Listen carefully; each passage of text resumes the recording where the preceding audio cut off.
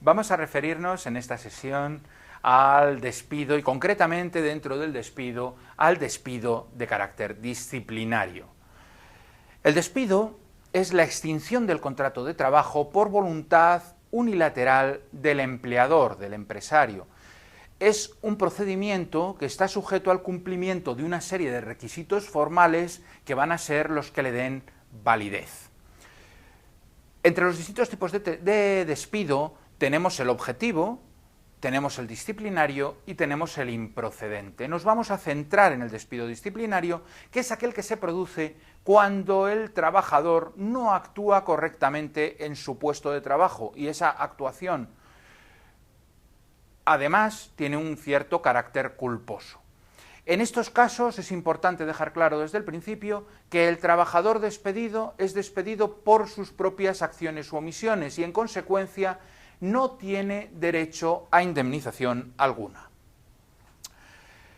Como hemos indicado, la forma del despido disciplinario es esencial. Hay que decir que la forma del despido disciplinario es la carta de despido. Hay que notificar al trabajador por medio de carta que es despedido. Y en esa carta tiene que haber dos circunstancias esenciales, por no centrarnos en otras cuestiones de carácter tangencial, como son qué hechos o hecho concreto motiva el despido y segundo, qué fecha de efectos tendrá. El empresario tiene que tener muy clara una cosa, es que los hechos que aleguen la carta los deberá probar en un juzgado normalmente. Y en segundo término, deberá tener presente que todo aquel hecho que no haya incluido dentro de la carta, luego ya posteriormente no los va a poder alegar en ningún otro foro. Con lo cual, todo lo que tenga que decir lo dirá en la carta. Este despido no va a requerir un plazo de preaviso determinado, simplemente el trabajador recibirá la carta de despido e inmediatamente dejará su puesto de trabajo. ¿Qué pasa si el empleador no cumple la forma del despido? Bueno, pues que el trabajador presentará la correspondiente demanda ante los juzgados reclamando que ese despido, que en teoría es disciplinario, sea un despido improcedente. Y la diferencia entre estos dos despidos a efectos prácticos para el trabajador es que le va a generar una indemnización por despido. También puede suceder que el trabajador, aunque la forma de la carta del despido y la forma de la tramitación del despido sea correcta, el trabajador no esté de acuerdo con los motivos del despido. En ese caso, también dispondrá de un plazo para la impugnación ante los tribunales, que será de 20 días desde la recepción de la carta. Antes de ir a los tribunales, deberá necesariamente pasar por el servicio de mediación, arbitraje y conciliación, donde intentará una conciliación con el empresario que, de ser sin avenencia, permitirá el acceso de la demanda al juzgado. Y en esa demanda lo que buscará es lo que decíamos antes, la conversión del despido en despido improcedente. Una vez el juzgado recibe la demanda y se sustancia la vista, dictará sentencia, y esa sentencia puede decretar el despido como procedente, es decir, dar la razón al empresario porque el empresario ha conseguido probar que el trabajador incumplió o estaba en curso en algunas de las causas de despido tasadas por la ley. En este caso, se resuelve el contrato y el trabajador no va a recibir ni indemnización ni salarios de tramitación, es decir, todos aquellos salarios que median desde la fecha de la carta del despido hasta el momento en que se dicta sentencia. Pero por otro lado, la sentencia puede declarar este despido como improcedente. En este caso, es que el empresario no ha sabido o no ha podido probar el incumplimiento del trabajador, con lo cual este despido improcedente va a generar una situación en la cual el empresario tiene que optar por bien readmitir al trabajador o bien despedirlo con la indemnización correspondiente al despido improcedente. Siempre, además, con el correspondiente devengo y pago de los salarios de tramitación, es decir, esos salarios que median desde la carta de despido, desde la fecha de la carta de despido hasta la fecha de la sentencia. Pero el tribunal también puede declarar el despido como despido nulo. Esto se produce en aquellas circunstancias en que el despido tiene que ver con cualquier tipo de discriminación. Pongamos, por ejemplo, una discriminación de carácter racial. Básicamente te despido porque eres de otra raza. Por ejemplo, entre muchas otras causas de discriminación. En el caso de que el despido se produzca cuando el contrato está suspendido por alguna de las siguientes causas: maternidad, riesgo durante el embarazo, lactancia natural, adopción, acogimiento o paternidad. También si el despido se produce en una persona embarazada desde el inicio del embarazo hasta que comienza el periodo de suspensión del contrato de trabajo. O de cualquier trabajador que, viniendo de uno de esos periodos de suspensión de los que acabamos de hablar, es despedido antes de que hayan transcurrido más de 9 meses desde que se produjera el nacimiento, adopción o acogimiento del hijo. Como vemos, estas causas están dirigidas de forma absolutamente directa a proteger cualquier tipo de discriminación que se produzca en el ámbito laboral, o también a proteger especialmente de forma más clara la discriminación de la maternidad. La maternidad está especialmente protegida hasta el punto de que cualquier trabajador que, por ejemplo, tenga contrato suspendido por lactancia natural, durante ese periodo de suspensión no se le puede despedir, salvo que se pruebe muy a las claras algún tipo de incumplimiento contractual. Pero tiene que ser una prueba absolutamente clara, rotunda y manifiesta, porque estos trabajadores están especialmente protegidos por su situación de embarazo. ¿Qué sucede en el caso de que el despido sea declarado nulo? Pues en este caso el empresario tiene que readmitir obligatoriamente al trabajador y le pagará todos los salarios que ha dejado de percibir durante ese periodo. Lo que no le pagará es una indemnización. Y este trabajador que viene del despido nulo va a estar muy protegido frente a posibles salidas de la empresa en el futuro.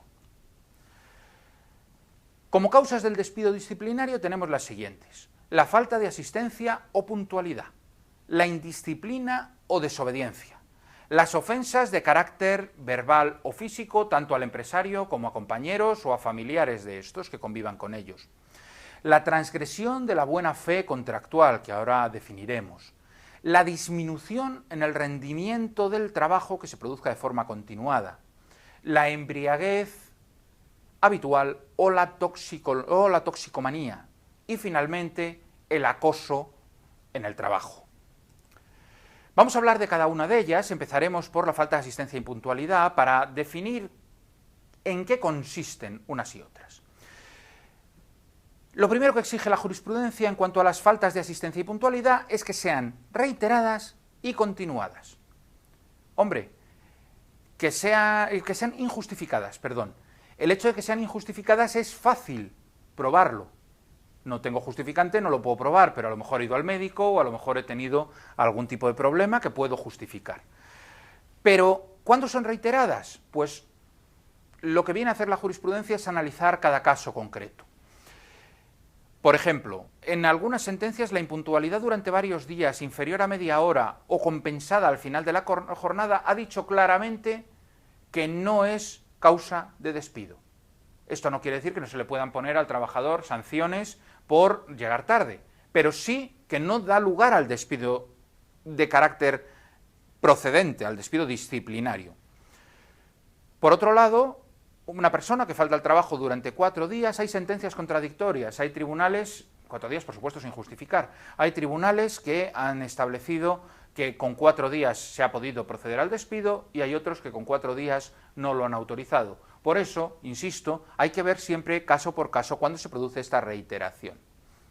Lo que viene a decir nuestra jurisprudencia se resume un poco en el párrafo siguiente, que dice: si el trabajador ha observado una acción u omisión reprochable, que sea grave y culpable, requisitos para cuya apreciación han de ponderarse todos los aspectos objetivos y subjetivos concurrentes en aquella, teniendo presentes, además, los antecedentes, en caso de que los haya, y las circunstancias coetáneas, porque las faltas de asistencia al trabajo no operan como causa de despido de forma objetiva y automática, sino que deben ser analizadas en su realidad, en el momento en el que se han producido y con los efectos que han tenido para la empresa.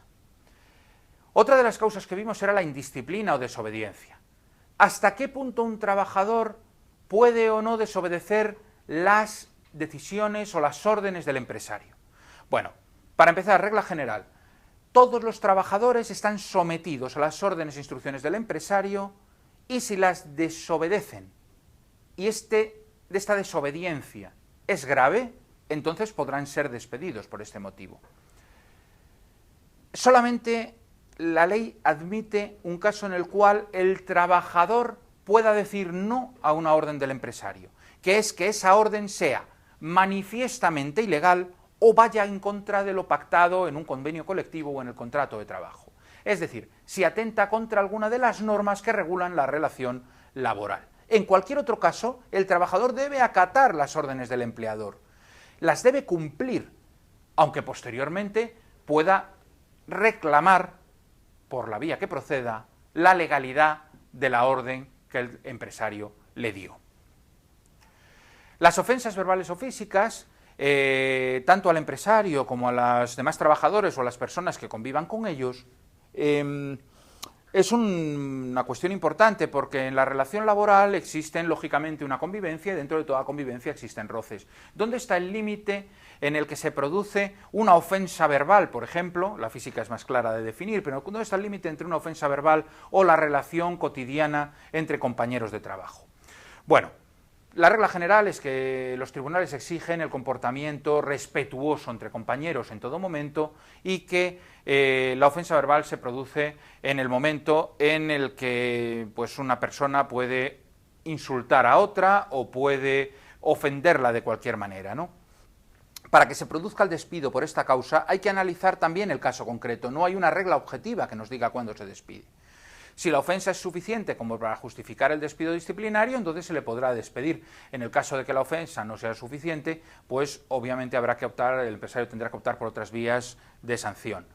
En este sentido, dice la jurisprudencia, se analizarán las expresiones utilizadas en la ofensa, la finalidad perseguida, los medios y circunstancias en que se producen.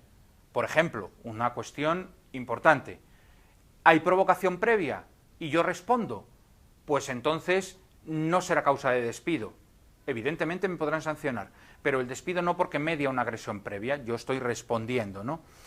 Me exoneraría, en este caso, de este tipo de responsabilidad de cara al despido disciplinario. La transgresión de la buena fe contractual supone la ruptura de la confianza que tiene que existir necesariamente entre el empleador y el empleado.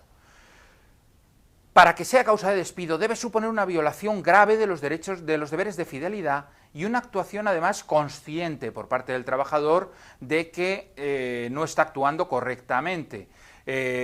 Para ello debe ser una acción dolosa del trabajador. No es necesario que el trabajador tenga un ánimo de lucro concreto para que transgreda la buena fe contractual. Puede haber otros motivos por los cuales esté transgrediéndola, ¿no? Que no sean precisamente enriquecerse. Y con ello pueda causar daños a la empresa. Voy a poner algunos ejemplos que nos van a clarificar un poco este concepto. Un caso, por ejemplo, sería la competencia desleal, el uso de materiales de la empresa en beneficio propio, daños a la imagen de la empresa, daños obviamente, como siempre hemos dicho, causados dolosamente, engaños a clientes, etc. Todo eso suponen transgresiones de la buena fe contractual que podrían conllevar el despido disciplinario. La disminución continuada y voluntaria en el rendimiento, una de las causas más esgrimidas por los empresarios a la hora de practicar estos despidos disciplinarios, es la disminución del rendimiento causada voluntariamente por actuación negligente, dolosa o con culpa del trabajador. No se va a producir por caso de que el trabajador sea un inútil. Por ejemplo, si a mí me destinan a un departamento para el que no valgo y no soy capaz de sacar mi trabajo adelante. En ese caso la empresa tendrá que adoptar otros medios, pero no podrá alegar la disminución continuada y voluntaria del rendimiento. Esta voluntariedad no se presume, con lo cual debe probarla el empresario. Tarea difícil. Ahora veremos algunos medios por los cuales el empresario lo puede probar. Además debe ser continuada Es decir, una persona puede, en el desarrollo de su vida, tener algún momento en el cual su rendimiento sea más bajo, pero luego compensarlo y seguir trabajando de forma normal, porque forma parte del ciclo de la vida y del ciclo vital. Tiene que ser de carácter continuado, no tiene que ser episódica, quiero decir con esto.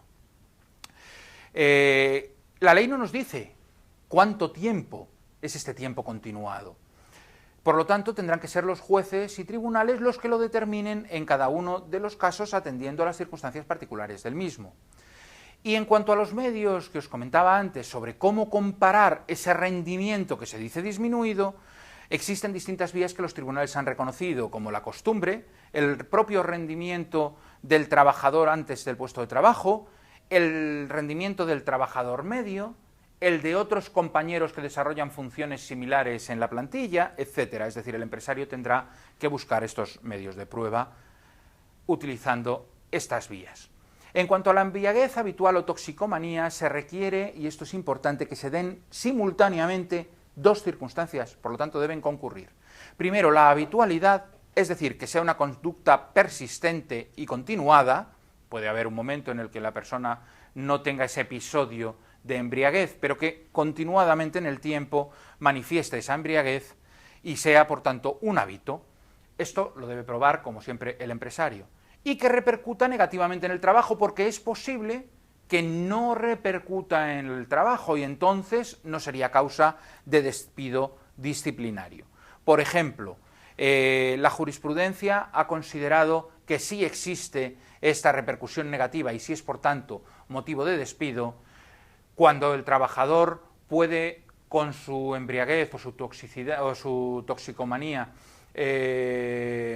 provocar daños a la imagen de la empresa porque tenga relación con clientes, por ejemplo. También en el caso de que sea una actividad en la cual puede sufrir lesiones como consecuencia de los accidentes laborales, que se agrava el riesgo en el momento en el que esta persona puede estar embriagada o drogada.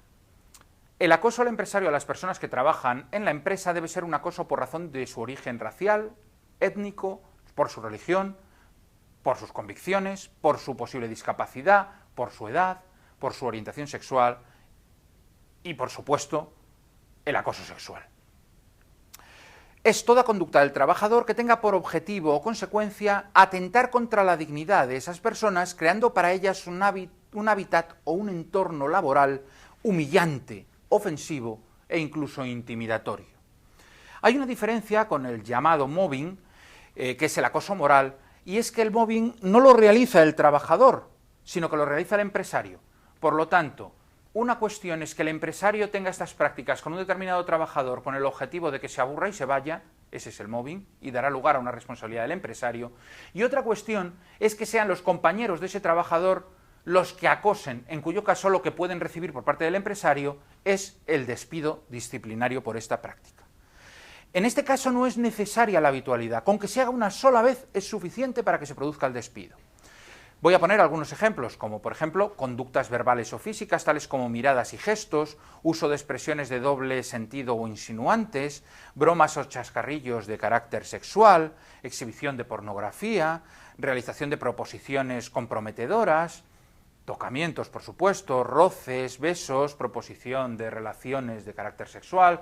Cualquiera de estas cuestiones pueden ser sancionadas con el despido disciplinario por parte del empleador.